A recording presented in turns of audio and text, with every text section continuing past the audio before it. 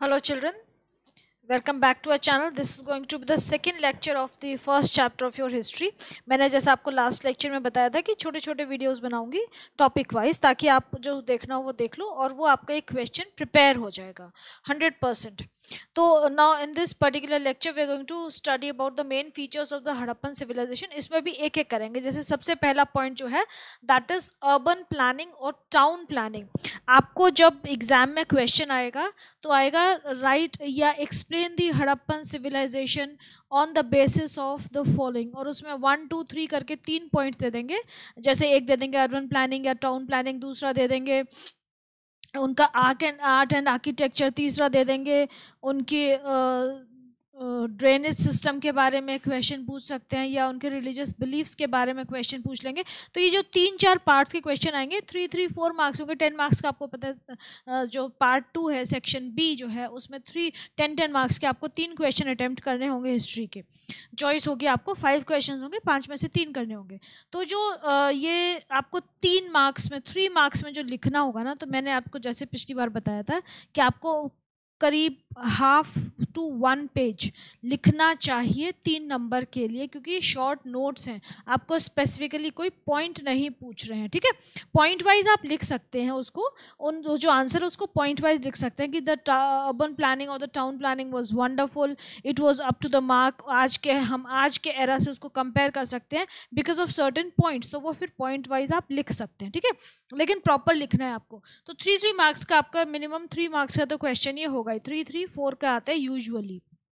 तो urban planning या town planning पे अगर आपको शॉर्ट नोट लिखना है तो आप क्या करोगे.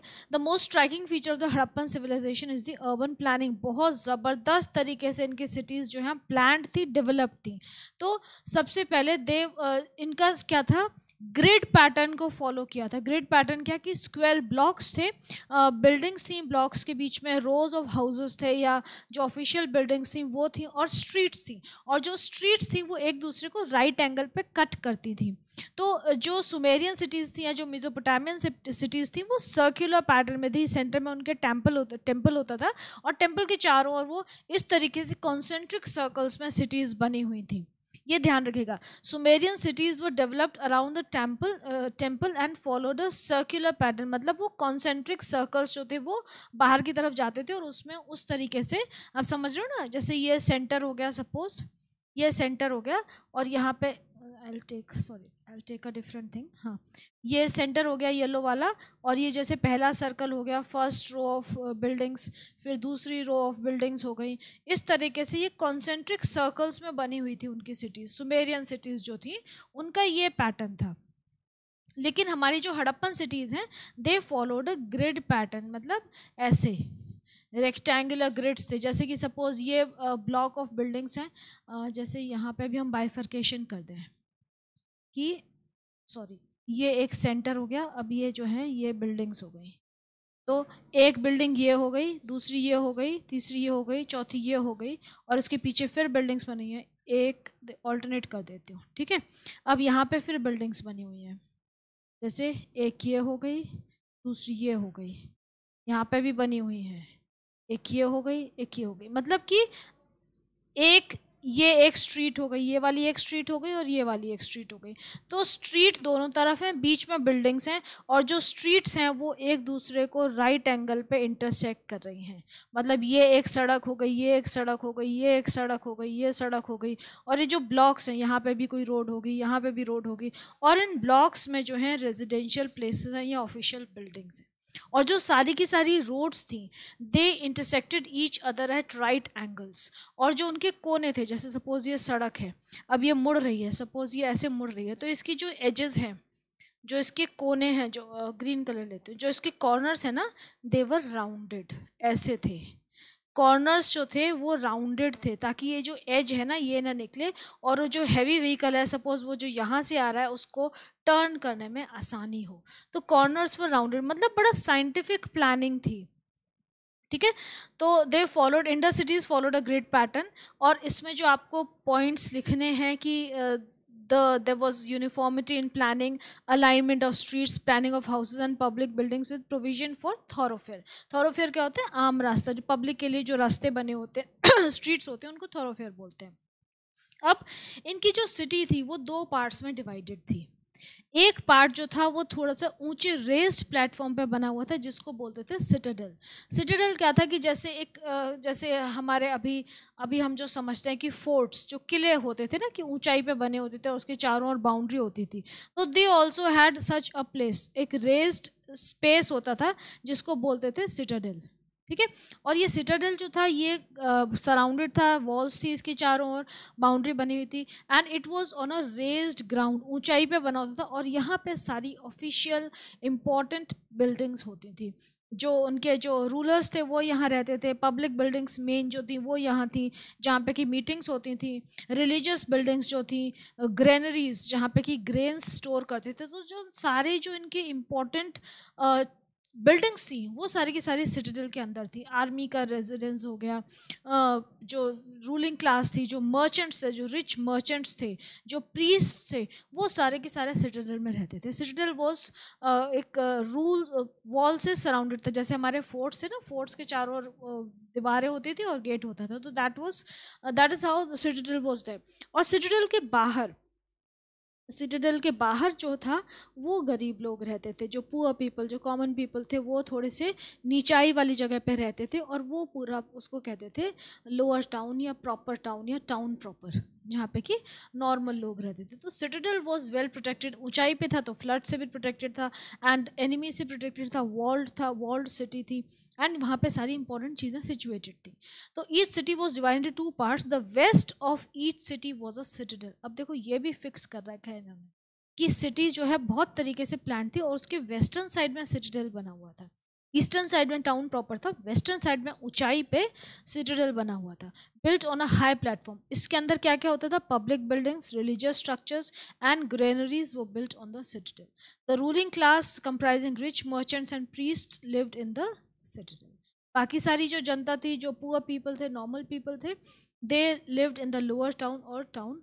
तो ये जो सिटाडेल था ये एक तो हो गया invasion against, protection against invasions, मतलब कि कोई अटैक करे। इन्वेजन क्या हो गया कि अटैक कर रहा है कोई, फॉरेनर्स अटैक कर रहे हैं, नेबरिंग कंट्रीज अटैक कर रही हैं, तो एक तो इन्वेजन्स के अगेंस्ट प्रोटेक्शन दे रहा है आपको, और दूसरा फ्लड्स आते थे तो नीचे वाला एरिया फिल हो जाता था, ऊपर सिटाडेल जो है वो सेफ रहता था।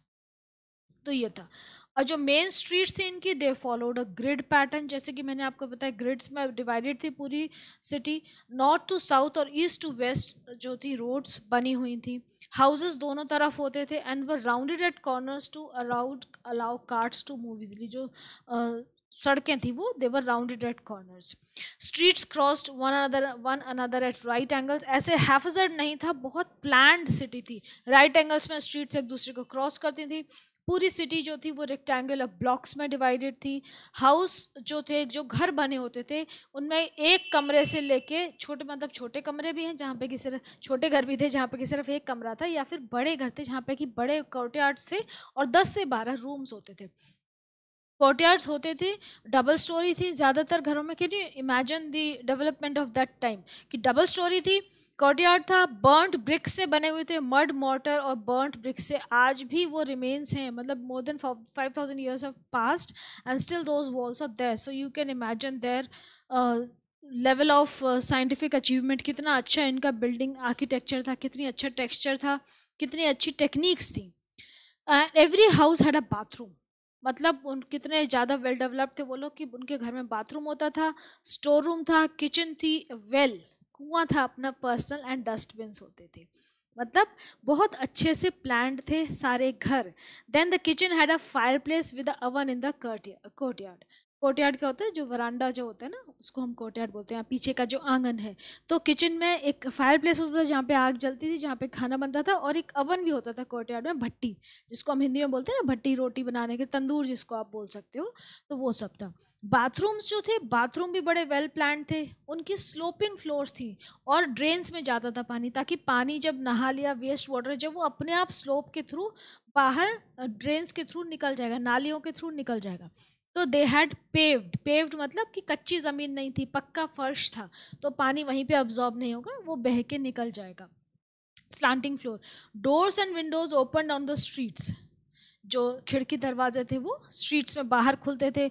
हाउस का जो ड्रेन्स थे वो वेस्ट वाटर को एक कलेक्टिवली स्ट्रीट ड्रेन में निकालते थे, वहाँ पे एम्प्टी होता था वो। स्ट्रीट ड्रेन सारे के सारे जाके सिटी के बाहर एक मेन ड्रेन में कनेक्ट होते थे। सिटी के बाहर जाके वो अपना जो गंदा पानी था, जो वेस्ट वाटर था, उसको एम्प्टी करते थे। तो they had a very wonderful town planning according to doctor A.D. Paluskar, ये एक हिस्टोरियन है बड़े famous. A visitor to the ruins at Mohenjo-daro is struck by the remarkable skill in town planning. The city was the creation of careful forethought and planning, बहुत तरीके से planned थी। तो अगर आपसे पूछें तो आप पॉइंट्स में लिखेंगे, तो आपको जो इम्पोर्टेंट पॉइंट्स जो मेंशन करने बहुत ज़रूरी हैं वो मैं आपको मार्क कर देती हूँ कि ये बिल्कुल रट लीजिएगा। इंडस सिटीज़, ये फर्स्ट पॉइंट हो गया। Indus cities followed a grid pattern, ठीक है, फर्स्ट पॉइंट हो गया। Then second is each city was divided two parts. To the west of each city was a citadel built on a high platform and जो east side थी वहाँ पे क्या थी, सिटिडल के नीचे टाउन प्रॉपर था। Okay, then public buildings, religious structures and granaries were built on the citadel. The ruling class comprising rich merchants and priests lived there. Citadel was surrounded by a wall for protection against the invaders and floods. Below the citadel was the town proper, जो lower city थी जहाँ पे कि common लोग रहते थे, common people resided there. The main streets followed, ये सारे पॉइंट्स आपको लिखने हैं, ठीक है, ये मैं ऐसे ही मार्क नहीं कर रही हूँ, you must write each and every point.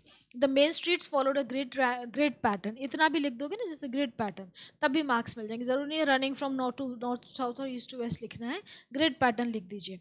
Houses stood on both side of the streets, there were houses at both sides of the streets, the streets were rounded at corners।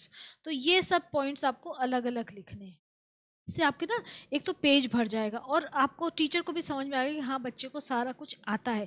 तो कहानी की तरह से याद करो, but please do mention all the points, because जो 3 marks हैं आपके ना वो सारा लिखने पर ही मिलेंगे। 3 या 4 मार्क्स का क्वेश्चन आएगा 100%, और उस पर आप जब लिखोगे तभी मिलेंगे, ठीक है। ये हो गया। इसके बाद हाउसेस का हमने बता दिया। Streets crossed each other at right angles, ये भी लिखना बहुत ज़रूरी है। Dividing the city into squares और रेक्टेंगुलर ब्लॉक्स। अब ये क्योंकि हम अर्बन प्लानिंग या टाउन प्लानिंग के बारे में लिख रहे हैं, तो यहाँ पे आपको घर की डिटेल्स लिखने की ज़रूरत नहीं कि घरों में क्या क्या होता था। अगर वो भी पूछें तो आप वो लिख सकते हैं कि हाउसेस कैसे थे। अदरवाइज़ यहाँ पे जो 10 पॉइंट्स हैं यहाँ तक ये आप कर सकते हो।